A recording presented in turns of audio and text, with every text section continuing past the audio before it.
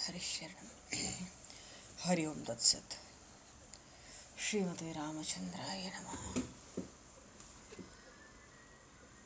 नमः परमहंसाय स्वादितचरणकमलचिन्मकरन्दाय भक्तजनमानसनिवासाय श्रीरामचन्द्राय नमः। वंशीविभूषितकरान्नवनीरदाभात् पीताम्बराधरुणबिम्बफलाधरोष्ठात् पूर्णेन्दुसुन्दरमुखादरविन्दनेत्रात् कृष्णात् परं किमपि तत्त्वमहं न जाने। वसुदेवसुतं देवं कंसचारूढमर्दनं देवकी परमानन्दं कृष्णं वन्दे जगद्गुरुं। गङ्गातरङ्गरमणीय जटाकलापं गौरीनिरन्तरविभूषत वामभागं नारायणप्रियं अनङ्गमदापहारं वाराणसीपुरपतं भज विश्वनाथं। प्रह्लादनारदपराशरपुण्डरीक व्यासि अम्बरीशशुकशौनकभीष्मदालभ्यान् रुक्माङ्गद अर्जुन वसिष्ठविभीषणादीन् एतानहं परं भागवतान् नमाम्यहम्। भक्त भक्ति भगवंत गुरु चतुर्नाम वपुए तिनके पद वंदन किए नाशहि विघ्न अनेक। बन्नहु गुरुपद गंज कृपा सिंधु नररूप हर महामोह तम पुंज जासु वचन रवि कर।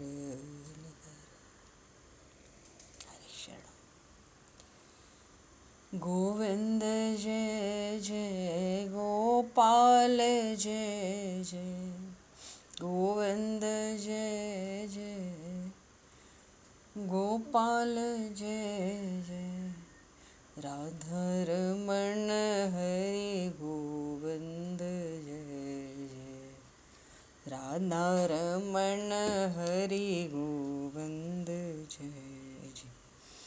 श्री राम जय जय ऋषिकेश जय जय श्री राम जय जय ऋषिकेश जय सीतारमण राम रघुनाथ जय जय सीतारमण राम रघुनाथ जय जय।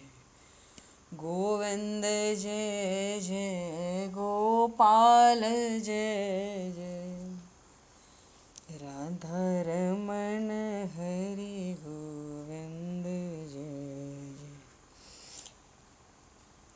श्री राम जय जय ऋषिकेश जय जय सीतारमण राम रघुनाथ जय जय राधारमण हरि गोविंद जय जय सीतारमण राम रघुनाथ जय जय।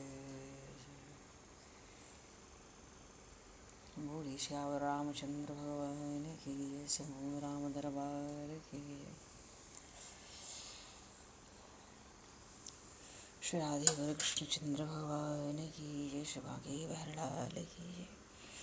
श्री वृंदावन प्रेम धाम की जय। श्री पंडरीनाथ भगवान की जय। सब संतन की जय, सब भक्तन की जय, समस्त वैष्णवन की जय, समस्त पूर्वाचार्य चरणन की जय, समस्त संप्रदाचार्यन की जय। श्री सद्गुरुदेव भगवान की जय।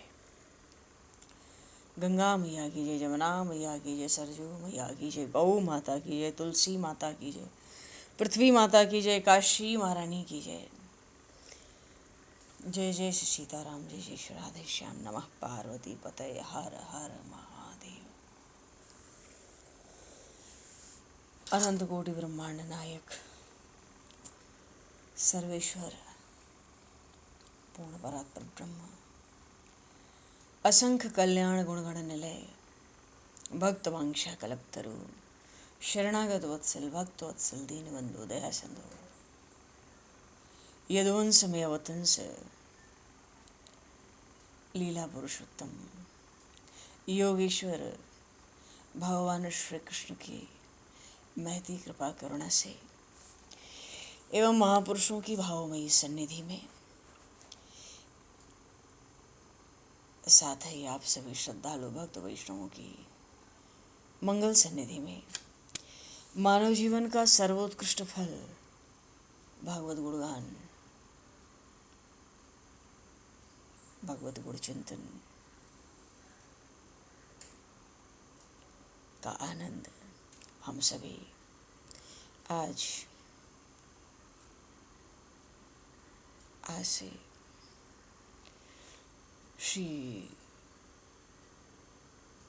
श्रीमद् भगवद गीता के चिंतन के माध्यम से प्राप्त करने जा रहे हैं। सर्वप्रथम आप सभी भक्तजनों के श्री चरणों में भगवत भाव से सादर वंदन, सादर नमन। आप सभी को यथा योग्य जय श्री राम, जय जय श्री राधे, हरि शरणम, जय श्री जय हो।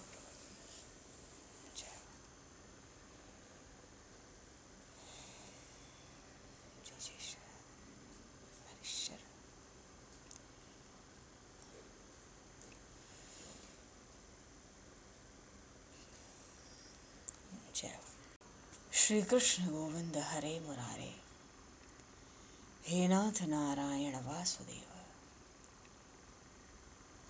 जिह्वे पिब स्वामृतमित देव, गोविंद दामोदर माधवेति। श्री रामचंद्र चरणौ मनसा स्मरामि, श्री रामचंद्र चरणौ वत्सा गृह्णामि, श्री रामचंद्र चरणौ सरसा नमामि, श्री रामचंद्र चरणौ शरणं प्रपद्ये।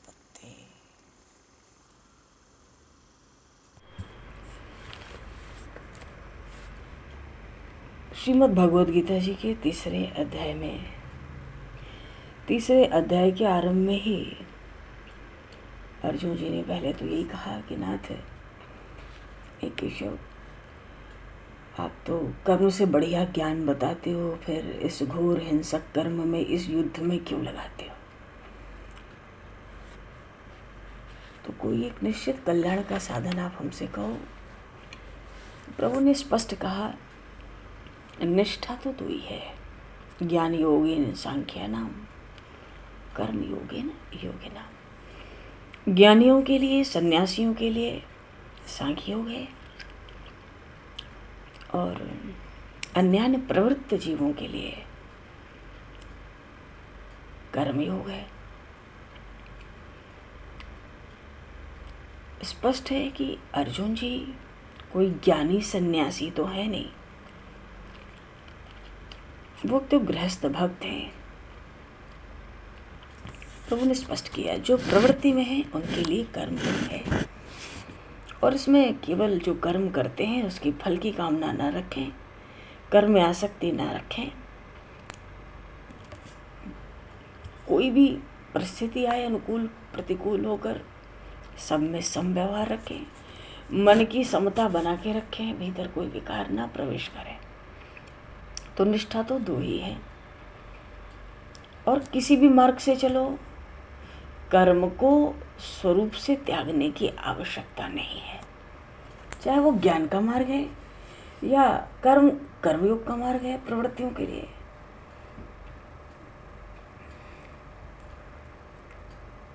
क्योंकि कर्म न करने से कोई सिद्धि नहीं होती है।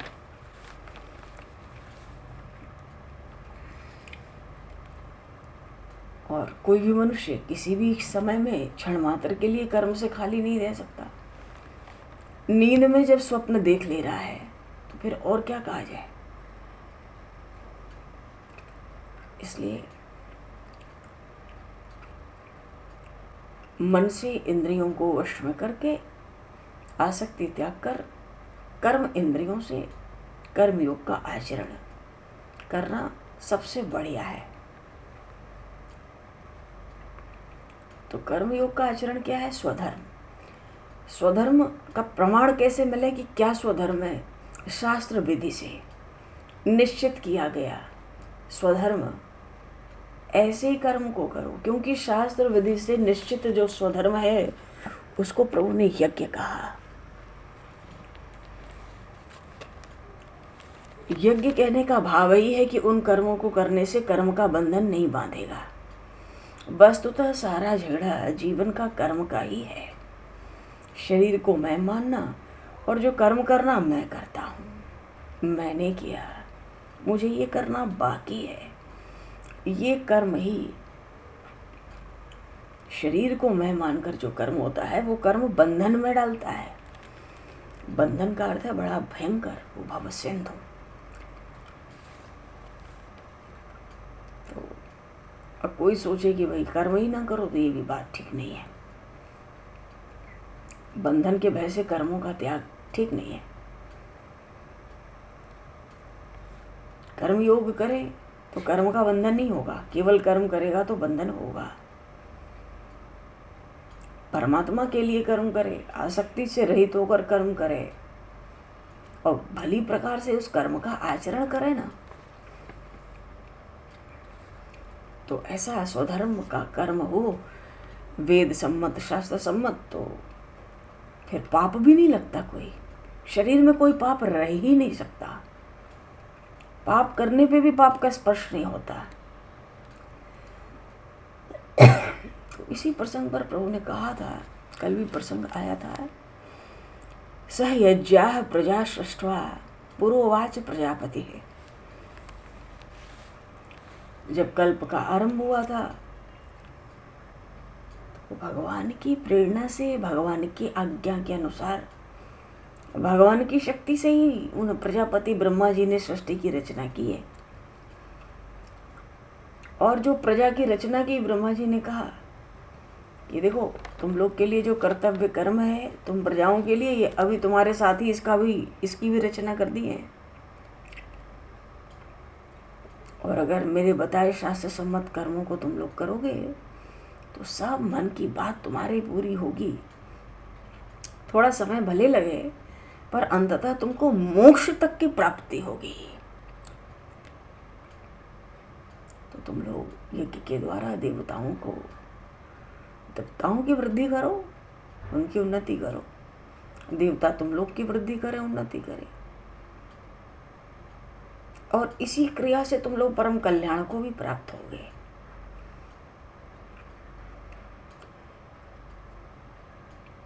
क्योंकि जब देवता प्रसन्न होंगे यज्ञ के द्वारा, तो जो हम चाहेंगे वो देवता हमें प्रदान भी तो करते हैं, हमारे प्रिय भोगों को देंगे। तो उन देवताओं के द्वारा जो सुख भोग मिलता है उनको भोगना चाहिए, ये बात ब्रह्मा जी ने कही। और स्वतः अर्जित जो विषय भोगों को संसार में भोगता है वो तो निश्चित ही चोर है।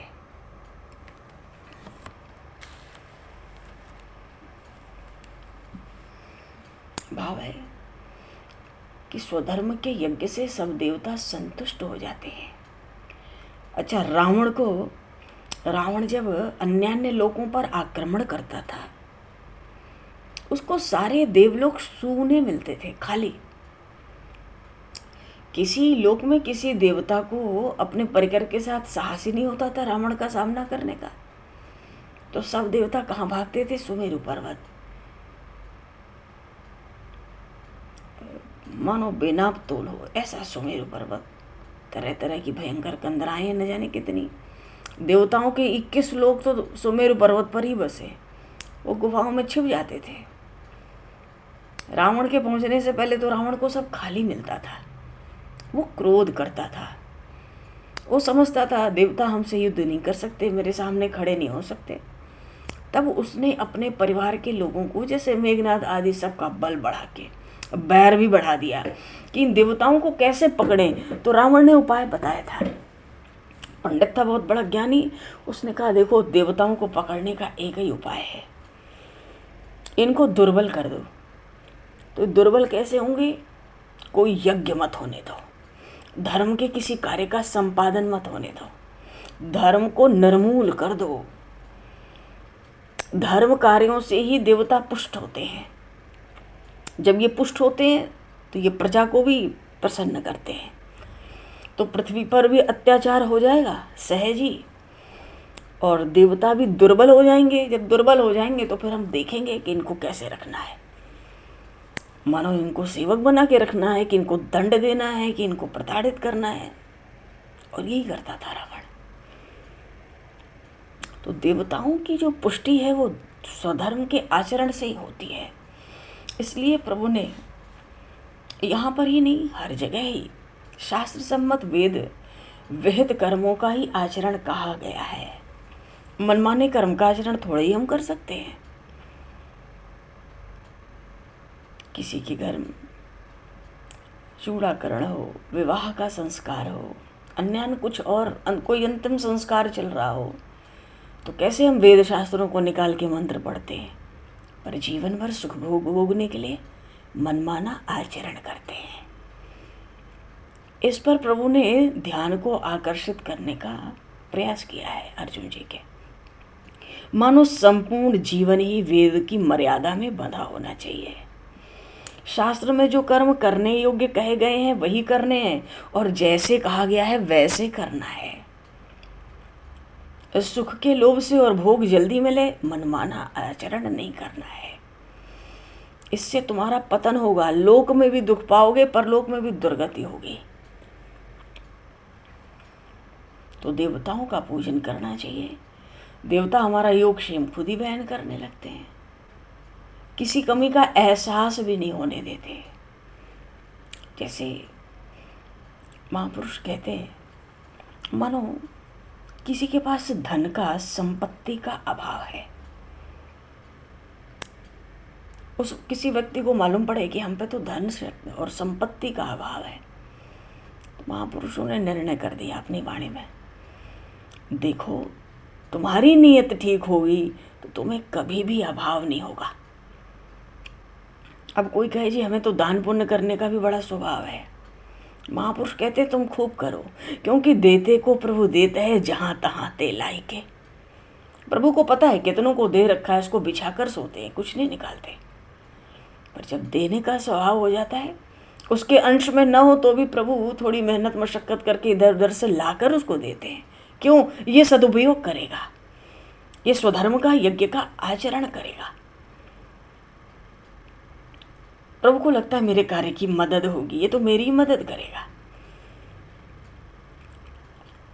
तो अगर नीयत भीतर साफ होती है धन संपत्ति को लेकर, तो कितना भी कम हो न हो, अभाव प्रभु नहीं होने देते। तो देवता जब प्रसन्न होते हैं तो योग क्षेम का भार उठा लेते हैं और किसी कमी का कभी एहसास नहीं होने देते। तो इनका भजन पूजन करो, वो प्रसन्न हो जाए। तो ये अच्छा स्वधर्म का आचरण करने से ये जो सुख सुविधाएं हैं, देवता इसको लेकर के उस जीव के पीछे चलते हैं जो वेदोक्त धर्म का आचरण करता है, और फिर जीव हर तरह से सुखी हो जाता है।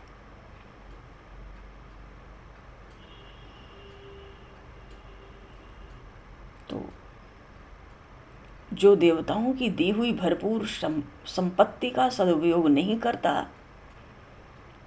सदुपयोग ही प्राणी मात्र के सुख के लिए है, सेवा के लिए है।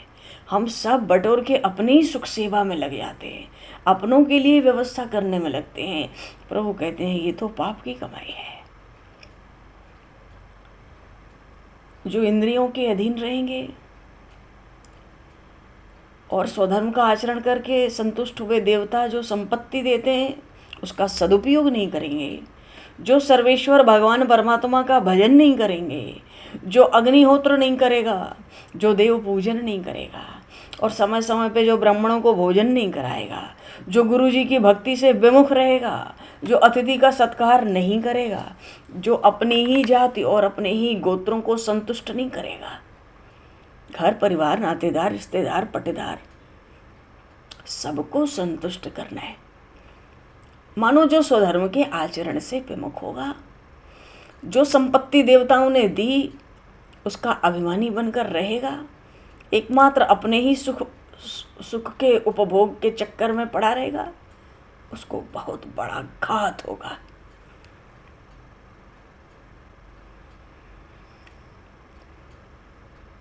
मानो जिससे हाथ में आया हुआ ऐश्वर्य चला जाएगा, सुख सामग्री उसको जो प्राप्त रहेगी उससे भी वो वंचित हो जाएगा आगे चल के। और जब आयु नष्ट होने लगती है, शरीर की चेतना जाती रहती है, ऐसे ही स्वधर्म का आचरण भी लुप्त हो जाता है। और जब स्वधर्म जीवन से छूट जाए, परिवार में स्वधर्म न रहे, तो समझ लो भगवान श्री कृष्ण कह रहे हैं सब दुखों का आश्रय ही टूट गया। जैसे दीपक बुझता है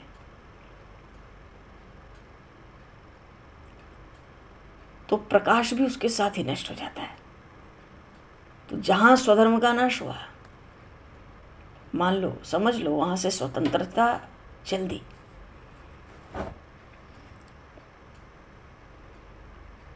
तो ब्रह्मा जी ने भी यही कहा था कि इसलिए हे प्रजाओं, जो स्वधर्म छोड़ देगा उसे काल दंड देगा, और तो और उसको चोर ठहराकर उसका सब कुछ छीन लेगा वो काल। और फिर सब के सब दोष चारों ओर से आकर उसको घेर लेंगे। जैसे रात के समय भूत प्रेत होते ना, शमशान में आ जाते हैं, बस जाते हैं शमशान की भूमि में, वैसे ही त्रिभुवन के जितने दुख हैं ना, और तरह तरह के जो पातक हैं, दीनताएं हैं, उस व्यक्ति में निवास करने लगती हैं।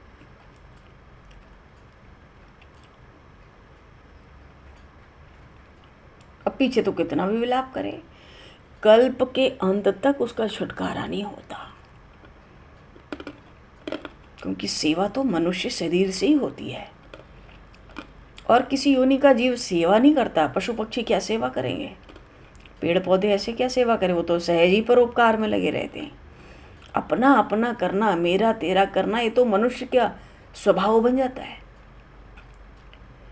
इसलिए ब्रह्मा जी ने कहा था कि प्रजाओं, तुम लोग कभी भी स्वधर्म का परित्याग नहीं करना और इंद्रियों को भटकने भी मत देना।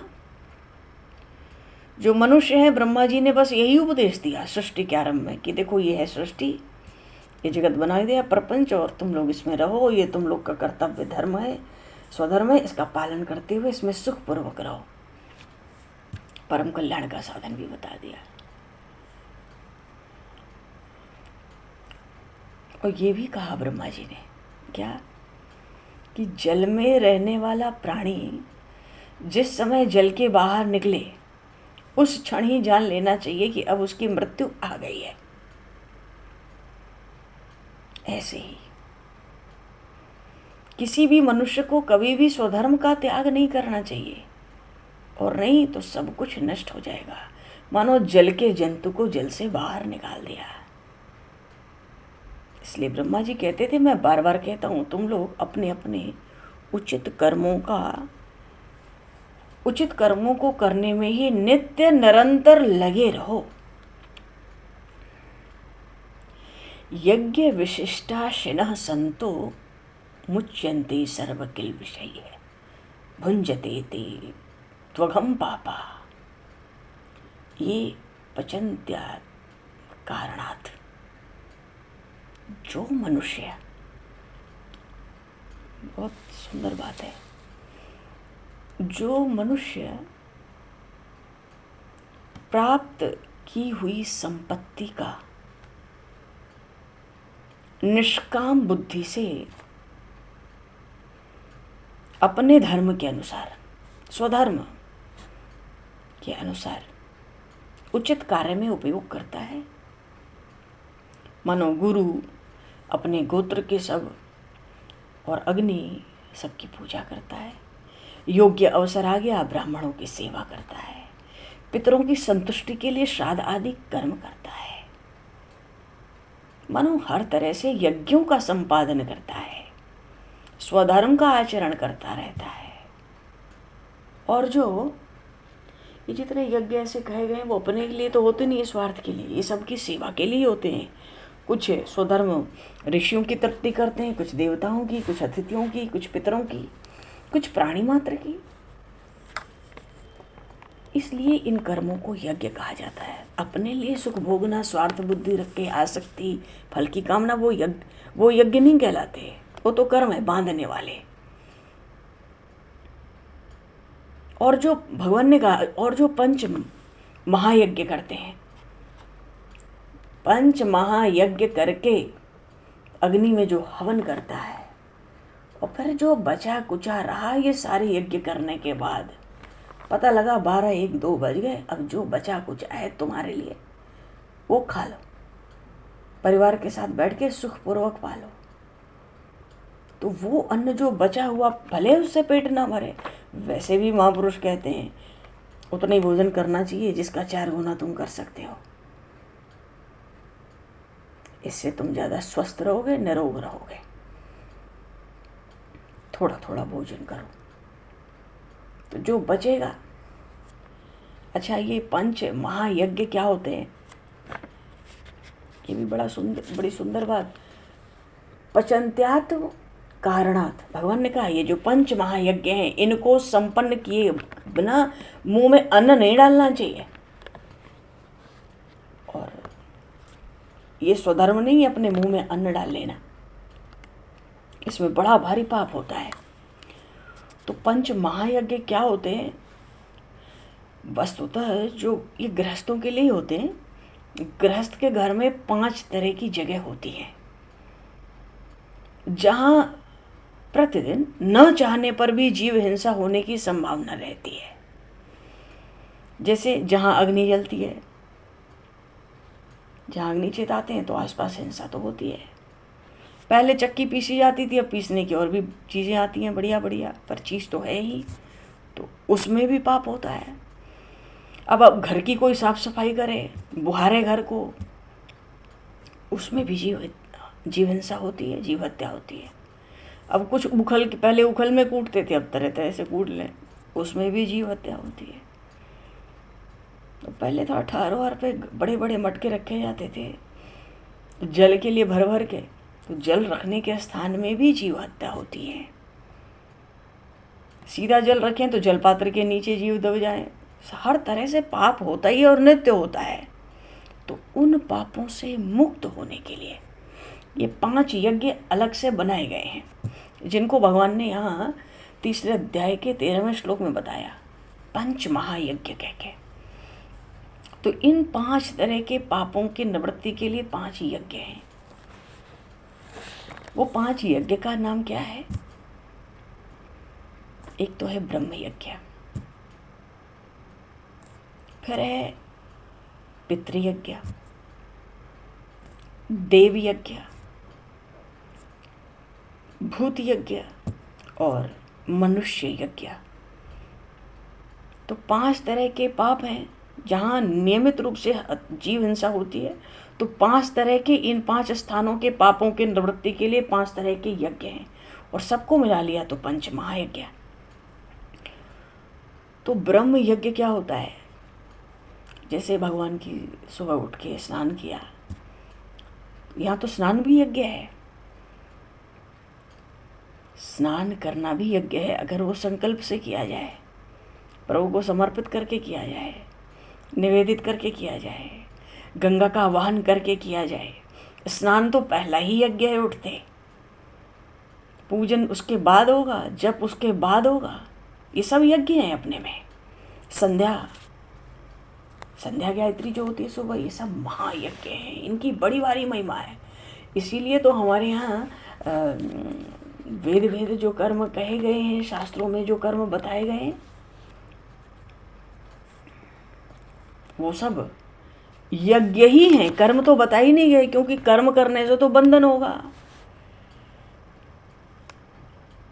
कर्म करने से तो बंधन होता है, तो कर्म तो हमारे यहाँ करने को कहा ही नहीं गया है। कर्म के नाम पे यज्ञ करने को कहा गया है। और यज्ञ से बंधन नहीं होता, वो अपने स्वार्थ के लिए और अपने आसक्ति से, फल की कामना से वो होता ही नहीं है। अच्छा, तो क्या कहते, हाँ, पंच महायज्ञ। तो पंच महायज्ञ ये 5 तरह के पापों को निवृत्त करने के लिए 5 अलग अलग तरह के यज्ञ हैं।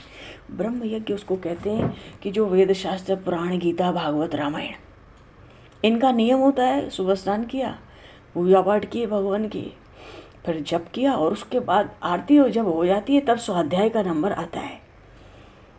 तो ये स्वाध्याय ये हमारे जितने आर्ष ग्रंथ हैं इनका स्वाध्याय ये सब ब्रह्म यज्ञ में आ जाता है। तो ब्रह्म यज्ञ तो ऐसे पूरा हो गया। नियमित रूप से स्वाध्याय होना ही चाहिए कुछ न कुछ, और 11 साढ़े 11 के पहले हो तो बढ़िया है, 11:30 बस, उसके बाद नहीं। बहुत किया तो 11:45 मान लो। अच्छा, पितृयज्ञ क्या है? पितृयज्ञ का समय वस्तुतः 12:30 से 1:30 बजे का होता है। श्राद्ध और तर्पण, तो श्राद्ध तो नित्य नहीं करते हैं, पर करने वाले नित्य श्राद्ध भी करते हैं, उसकी पूरी पद्धति है। पर तर्पण तो नित्य करना चाहिए, क्योंकि ये नित्य के पाप हैं, तो ये नित्य के यज्ञ हैं। ये नहीं कि साल में जब आएगा पितृपक्ष तब तर्पण करेंगे, जल देंगे पितरों को, सो बात तो नहीं कही गई है। पर अब कुछ नहीं करते तो वही बहुत है, बहुत अच्छी बात, बड़ी कृपा। तो श्राद्ध और तर्पण, श्राद्ध के नाम पे कुछ ना हो तो पितरों के निमित्त अलग से भी कुछ निकाला जा सकता है। अब कुछ नहीं तो एक कटोरी में थोड़ा आटा ही ले लिया, गुड़ रख लिया, जल घुमा दिया, गौ माता के लिए दान का संकल्प कर दिया, पितरों के निमित्त अन्न और मिष्ठान्न दान कर दिया। नमक नहीं चाहिए, बलि वैश्य देव में तो नमक चाहिए ही नहीं, तेल के पदार्थ चाहिए नहीं, मिर्च मसाला चाहिए नहीं। ऐसे अन्न से, जिसको हविष्यान्न कहते हैं हमारे यहाँ, उससे होता है पंचबली, बलि वैश्य देव। अच्छा, तो पितृयज्ञ होता है श्राद्ध और तर्पण, कुछ न करें तो तर्पण नित्य होना चाहिए, पितरों के निमित्त कुछ न कुछ नित्य होना ही चाहिए। फिर है देव यज्ञ, देवताओं का पूजन नित्य होता ही है घरों में, अपने इष्ट देव के पूजन के रूप में चाहे जैसे। फिर हवन, अग्नि में आहुति दिए बिना पाना नहीं चाहिए, माने अग्निदेव, उनका आदर न होने से बड़ी आफत होती है जीवन में। फिर है भूत यज्ञ, पंचबली।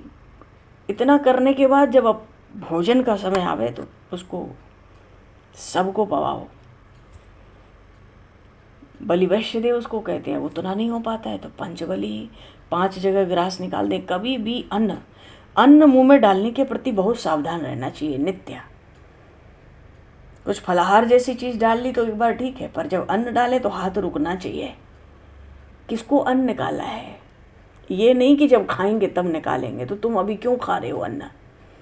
जब हम अन्न मुख में डालते हैं ना, हमारे उस एक ग्रास पर देवताओं की, पितरों की, मनुष्यों की, ऋषियों की, सबकी दृष्टि पड़ जाती है। क्यों? उसी अन्न से सब संतुष्ट होते हैं। अच्छा, हमें हाथ जोड़ लिया, नमस्कार कर लिया, मत्था टेक लिया और अपनी पेट पूजा करता है। अन्न मुख में डालने से पहले हाथ रुकना चाहिए, बिना दिए नहीं खा सकते। ये पंचबली है, गाय का ग्रास निकल जाए, कुत्ते का निकल जाए, कौवे के नाम पर निकल जाए, देवताओं के नाम पर निकल जाए, और जो कीट पतंग होते हैं उनके नाम पर निकल जाए, कम से कम ये 5 निकल जाए। और एक जगह, एक जीवन में नियम होना चाहिए, नित्य दान। कुछ न कुछ भी, वो किसी भी रूप में, अन्न ही नहीं, कुछ भी, नित्य दान। जिस दिन दान ना करें हम अनुभव करें, जिस दिन भूल भी जाएं तो हम अनुभव करें, रात को मानो हम तो लुट गए, लुटेरों ने आज हमें लूट लिया। परमात्मा ने इतना कुछ दिया, और परमात्मा की सृष्टि में आज हमने कुछ भी नहीं दिया, जीव मात्र को कहीं कुछ नहीं दिया। दान को नित्य कर्म कहा गया है, और दान तो खूब करना चाहिए, पर कुछ ना करें तो भी कुछ तो करना ही है। अच्छा, ये तो अलग था, पंचबली हो गई। फिर मनुष्य यज्ञ, अतिथि सत्कार हमारे यहाँ कहा गया। अब तो अतिथि ही नहीं आते जल्दी, कहीं आते हैं तो दरवाजे से ही मीठा बोल के चलो भाई, ये काम वो काम। पहले तो अतिथि आते थे, साधु ब्राह्मण आते थे, तब अग्नि चेताई जाती थी, अब उसके बाद सबको भोजन मिलेगा। मानो ये 5 यज्ञ, अतिथि सत्कार। तो अतिथि सत्कार कैसे करें? अतिथि मालूम है, अतिथि उसको कहते हैं जिसको हमने जीवन में कभी भी नहीं देखा है, आज पहली बार देखा। ऐसा कोई व्यक्ति जो पहली बार दिखा है जीवन में और दरवाजे आया हो, भले वो कोई सामान आपको देने आया हो, वो कोई आपसे बात कहने आया हो, कोई संदेश ही देने आया हो, वो हर व्यक्ति शास्त्र में अतिथि है, जिसको इस जन्म में हमने कभी देखा ही नहीं। तो अलग से तो अतिथि जल्दी आने वाले नहीं है। अतिथि वही होते हैं जो बिना तिथि के आ जाएं, और जो समय निश्चित करके नातेदार रिश्तेदार आते हैं वो अतिथि नहीं होते हैं। वो तो गोत्र की रक्षा हो रही है। ये भी स्वधर्म है, सबको संतुष्ट करना, सबको देना लेना, सबको प्रसन्न रखना, सबके साथ सुखपूर्वक रहना, सबके साथ शांतिपूर्वक भोजन करना, ये गोत्र में आता है। अपना नातेदार रिश्तेदार घर परिवार। पर ये जो अतिथि है ये अलग है। अतिथि उसके तिथि का पता नहीं रहना चाहिए, समय का अचानक आना चाहिए, और जीवन में हमने कभी नहीं देखा उसको। तो ऐसा व्यक्ति खाली नहीं लौटना चाहिए घर से। भले उसको एक गिलास जल पिलावें, नहीं इच्छा है तो भी पिलावें, अरे भाई पी लो, क्योंकि अपने को पता है इसका कितना महत्व है। कुछ नहीं तो कुछ मीठा ही हाथ पे रख दें, अरे चलते फिरते पा लेना, कोई बात नहीं। कुछ नहीं तो कुछ उठा के पैकेट में ही दे दिया। और ऐसी व्यवस्था घर में बना के रखनी चाहिए अलग से, कि कोई पहली बार दिखे तो ये सेवा उसको होनी चाहिए। क्योंकि अब बैठो और प्रसाद पाओ, वो अतिथि अब नहीं है ना, किसी पे समय ही नहीं है, ना हम पे समय है ना अतिथि पे समय, सब भाग रहे हैं पैसे के पीछे। तो अतिथि सत्कार नित्य, उसके बाद अपने भोजन का नंबर आता है। और जब भोजन हो तो सबके साथ हो, शांति से सुखपूर्वक हो। तो उस भोजन को पाने से, इसी को भगवान ने कहा कि यज्ञ श्रेष्ठाश्चनः संतो मुच्यन्ते सर्व किल्बिषैः है।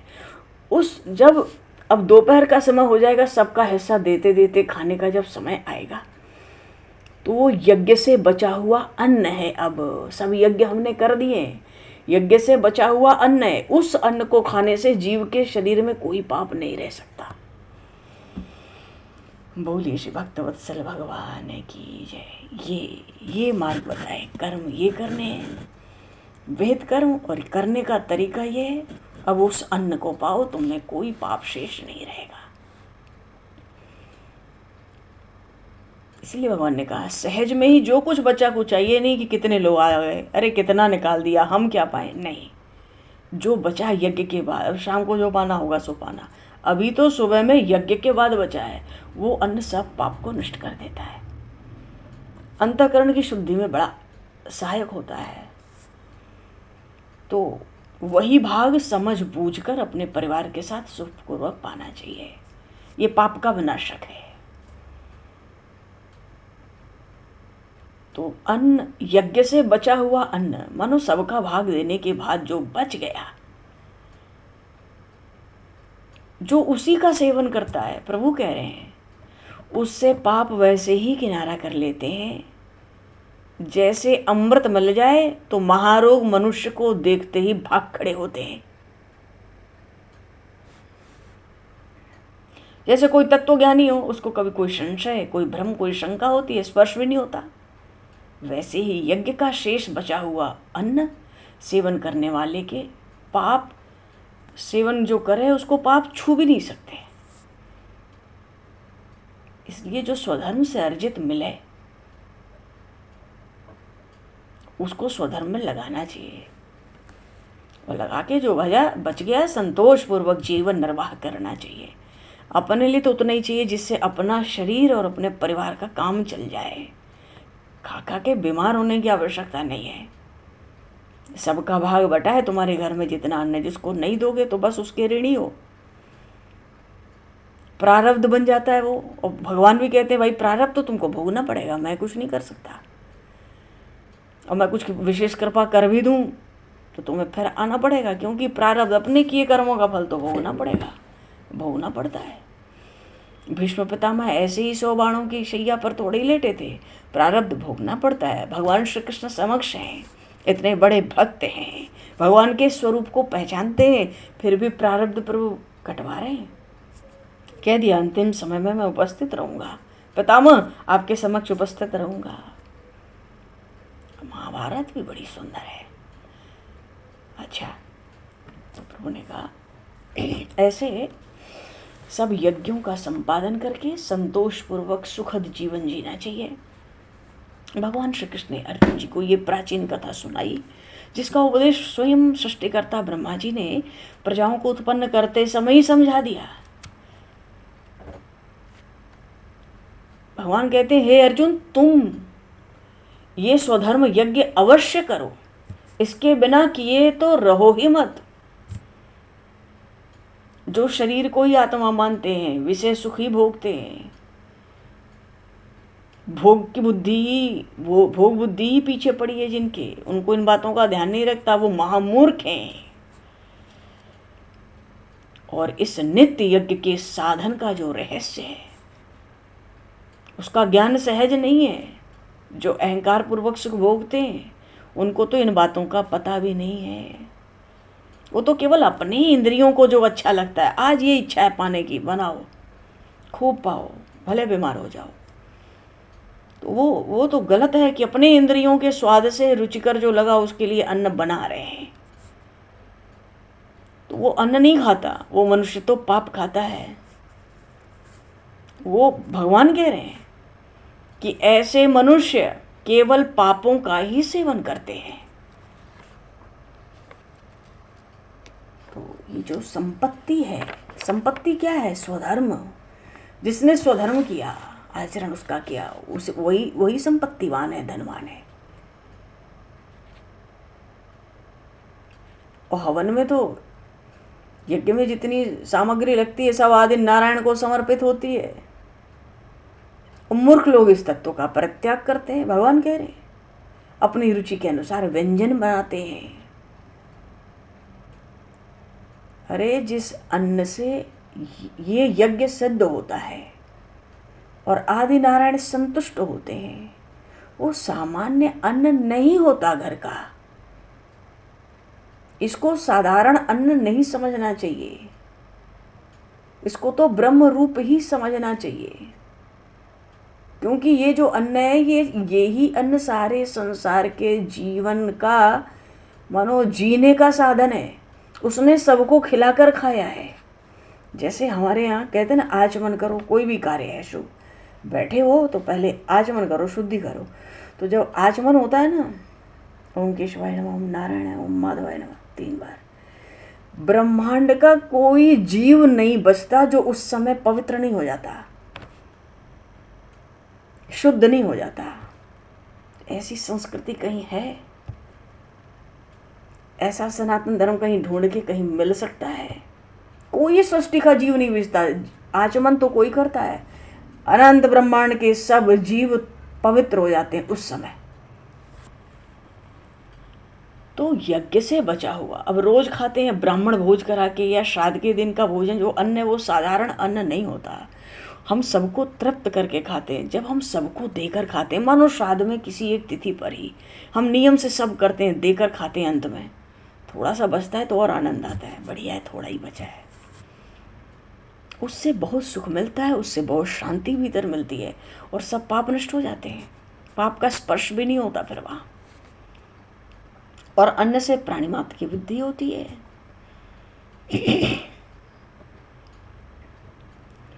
और यज्ञ तो कर्म की सहायता से सिद्ध होंगे ना। वो कर्म का जो उत्पत्ति स्थान है, कर्म का उत्पत्ति स्थान क्या है? वेद।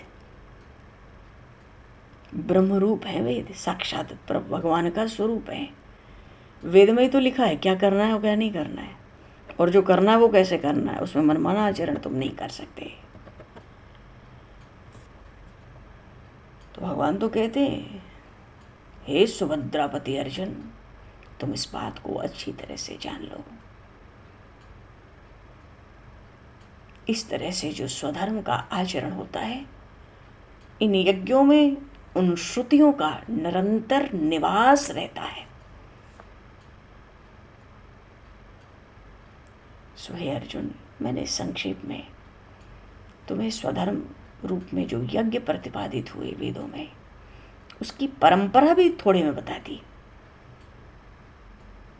तो ये जो स्वधर्म का यज्ञ है, ये ही उचित है और यही करने योग्य है।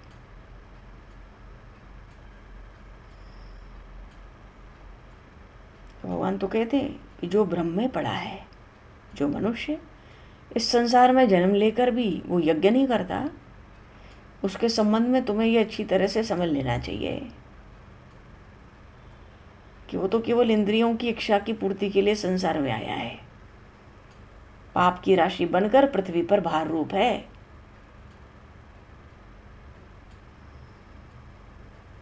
स्वधर्म आचरण से जो हीन मनुष्य हैं,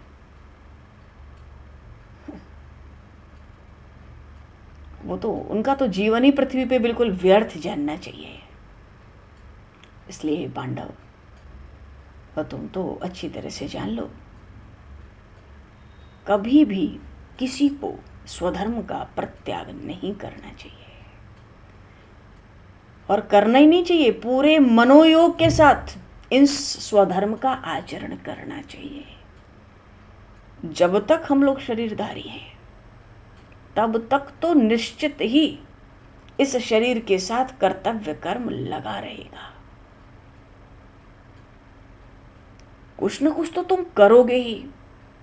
तो फिर अपने करने योग्य जो वेदों में विहित कर्म है, हम उसको क्यों छोड़ें? कर्म तो करना ही है जीवन भर।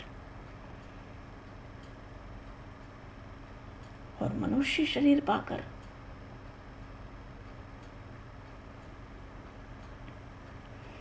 जो भी अपने कर्तव्य कर्म की उपेक्षा करता है, हे पार्थ, उसको मूर्ख समझना चाहिए। मोघम पार्थ स जीवति,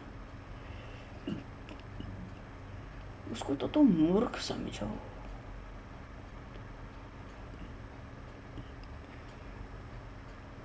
ऐसा भगवान ने स्वधर्म के आचरण पर उपदेश दिया। तो अभी तक तो प्रभु ने ये कहा था ना कि कर्म करो, फल न चाहो, आसक्ति मत रखो, और भगवत प्रत्यर्थ कर्म, सब कुछ भगवान का समझकर भगवान की आज्ञा के अनुसार कर्म। तो ये भगवान की आज्ञा के अनुसार कर्म क्या है? ये स्वधर्म का आचरण है। तो भाई ये तो ब्रह्मा जी आज्ञा दे रहे हैं प्रजापतियों को, भगवान कहाँ दे रहे हैं? भगवान ने आज्ञा दी है। वेद भगवान की वाणी है, और जो वेद में विहित कर्म है, ब्रह्मा जी के हाथ में वेद ही तो रहते हैं। ब्रह्मा जी तो वेद लेके प्रकट हुए। क्यों? क्योंकि सृष्टि रचनी है। केवल जादू थोड़ा ही दिखाना रचना करके, वो चलेगा कैसे? उसका संचालन भी तो कुछ होगा। इसलिए ब्रह्मा जी वेद के साथ भगवान ने प्रकट किए। चतुर्मुख ब्रह्मा, 4 वेद लेके। तो भगवान की ही तो वाणी है वेद।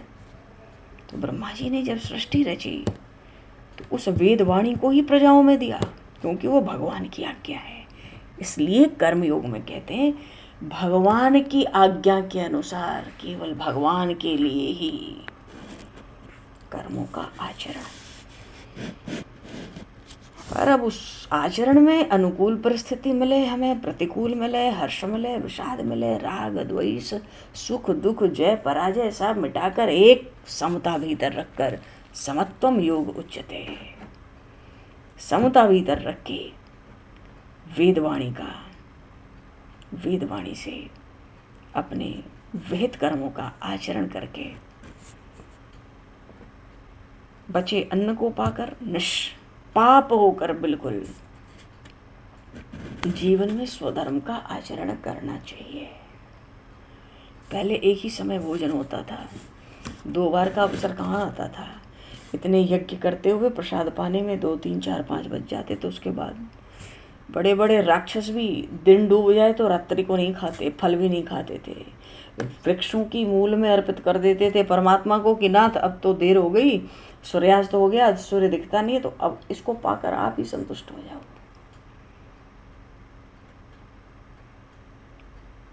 तो बिना दिए तो कुछ भी नहीं खाना चाहिए। कोई भी चीज खा रहे हैं, मजबूरी में खा रहे हैं, बहुत भूख है, पर उसको भी किसी को देकर खाना है। कोई सामने न दिखे उसका निकाल कर खाना है। और जब भी प्रसाद पाना है बिना निकाले तो खाना ही नहीं है, क्योंकि हर अन्न में बड़ा दोष होता है। हर अन्न हमें लगता है हमारे न्याय की कमाई है, न्याय का धन है, इसमें क्या दोष है? पर हर अन्न दोष लेकर ही घर में आता है, और अन्न का दोष तभी मिटेगा जब सबको सबका हिस्सा दे दिया जाएगा और बचा कुचा पा लिया जाएगा। भले कम पाएं, पूरा पाएं, पर उससे सुख, शांति और वृद्धि होती है, सद्बुद्धि होती है, और अंततः परम कल्याण होता है जीव का। मोक्ष तक की प्राप्ति होती है स्वधर्म के आचरण से, क्योंकि राग द्वेष होता नहीं तो चित्त में वैराग्य होता है। धर्म जहाँ बढ़ेगा, धर्म का बल, तो वैराग्य बढ़ता है। वैराग्य बढ़ा तो संसार से राग छूटा, संसार से छूटेगा तो निश्चित रूप से निष्कामता के कारण परमात्मा में बढ़ने लगता है। बोले श्री भक्त वत्सल भगवान की जय। श्रीमद् भगवद गीता जी की जय। भक्त राष्ट्रीय अर्जुन जी महाराज की जय। ज्ञान महात्मा अर्जुन को नहीं है, अर्जुन जी को तो निमित्त बनाया। सारे संसार को ऐसा विलक्षण ज्ञान प्रभु ने प्रकट किया। ये केवल कहने सुनने के लिए नहीं है। 2 अध्याय में 2 बातें, इसमें तो स्वधर्म का आचरण ही है 3रे अध्याय में, और कर्म फल का त्याग, कर्म योग, और फिर कर्म योग का आधार स्वधर्म, स्वधर्म का आचरण। बोलिए श्री कृष्णचंद्र भगवान की जय। ठीक है भगवान, समय को देखते हुए भगवान को विराम दिया जाए। हाँ, गोविंदा गोविंदा गोविंदा, राधे राधे।